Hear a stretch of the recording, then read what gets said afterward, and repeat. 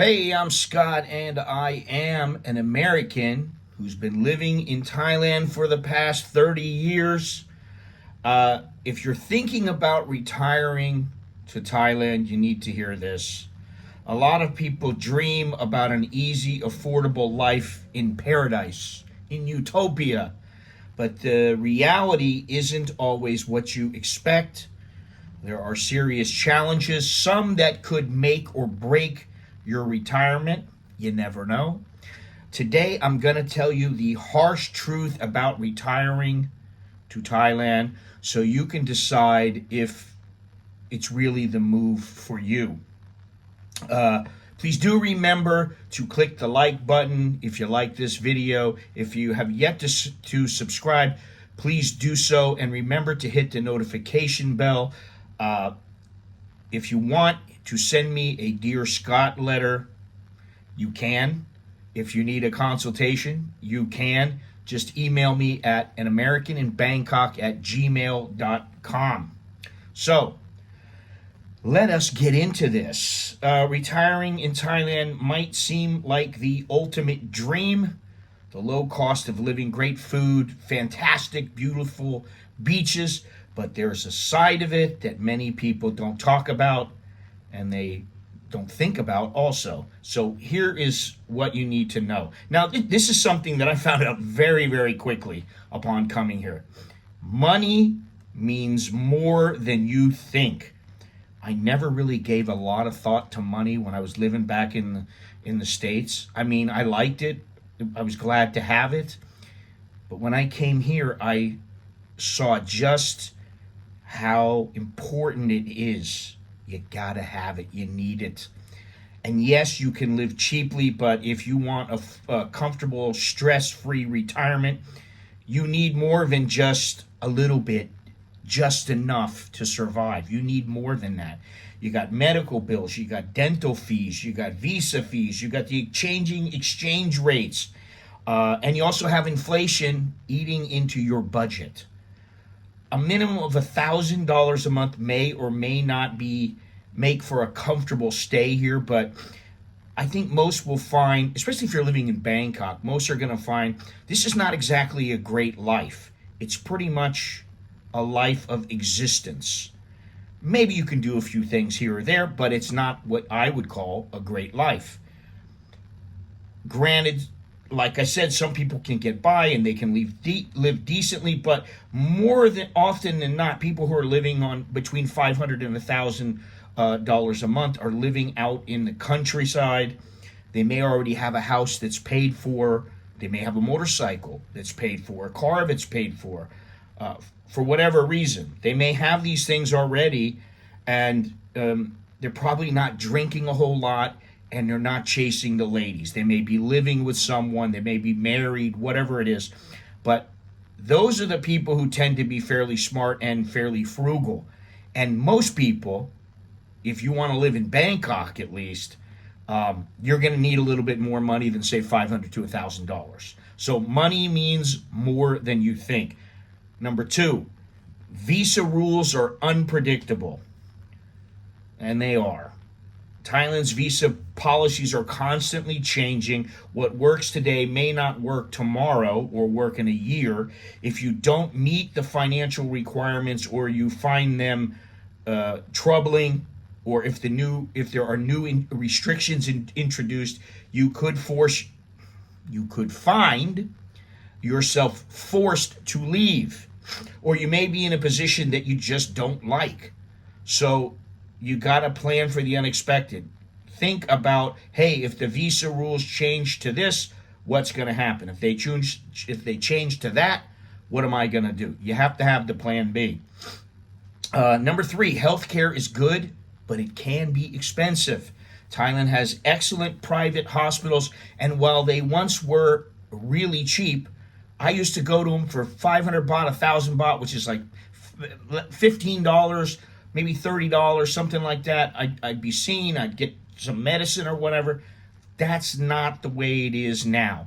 And the way that the laws are, if you're a foreigner, the Thai hospitals can and do and will charge you more than what the Thais are charged. So think about that. If you don't have good insurance or a financial cushion, a serious medical condition could wipe out your savings. Government hospitals are cheaper, but they come with long wait times, and the quality can sometimes be inconsistent. No matter what, you're going to be an outsider. You will never be Thai. No matter how long you live here, you're still a foreigner. You always will be. You can't own land. You'll always need a visa, and you will have to navigate cultural and legal differences that can be frustrating. And let me say it again, hear it, memorize it, don't ever forget it. You will never be Thai. And for some people, they're like, good, I'm glad. Okay, but it doesn't make it more easy to live here knowing you're never going to be one of them. You always have to do things that they don't have to do. That's what it comes down to. You're going to engage with the government, deal with the red tape, the bureaucracies, and so there's no way around it. Number 5, aging can be tough here. It's true. I know this. Thailand is great when you're active and you're independent. You have to be self-sufficient. You want to be self-sufficient here as long as you can. But as you get older, mobility issues, language barriers, at least for some, and limited social services can become real problems. Many retirees end up going back to their home countries because they struggle with aging here. Sometimes they have nobody. If you have a family, at least, hopefully, you can count on them to take care of you in your old age. Number 6, retirement can get lonely, especially if you're not married, if you don't have a family. And I see this all the time. I know a lot of guys who are retired and they say, oh, yeah, I'm so glad I'm not married. But, I bet sometimes they get a little bit lonely. If you don't make an effort to build a solid social circle, retirement here in Thailand can be isolating, and many retirees find themselves without deep connections and stuck in a routine that can feel empty. Okay, number 7, Thailand isn't as cheap as it used to be. I've said this for 10 years. The cost of living has been rising, as it is everywhere, but it is also rising here. And the gap between here and there is closing slowly but surely. Rent, food, visa cost, everything seems to be going up. Some of the rents are staying the same, but if you moved here years ago on a tight budget, you might be struggling now. I remember what I used to live on 30 years ago and what I'm living on now. And fortunately, I have more money than I had back then. But the prices have gone up. Anyone retiring here today needs to plan for inflation, plan for rising expenses. Number 8, the honeymoon phase ends. Now, listen, the honeymoon phase ended a long, long time ago for me. I don't even remember when it was. It might have been 25, 26 years ago. At first, Thailand feels like paradise. Oh, what a great place. Oh, it's the most perfect place. It's paradise. It's utopia. Oh my God, this place is golden. But over time, life creeps in. The little frustrations, the bureaucracy, the cultural differences, the daily annoyances, they add up. Some people adapt and others hit a breaking point and either decide to leave, move on and go somewhere else, or maybe go back home, whatever it might be.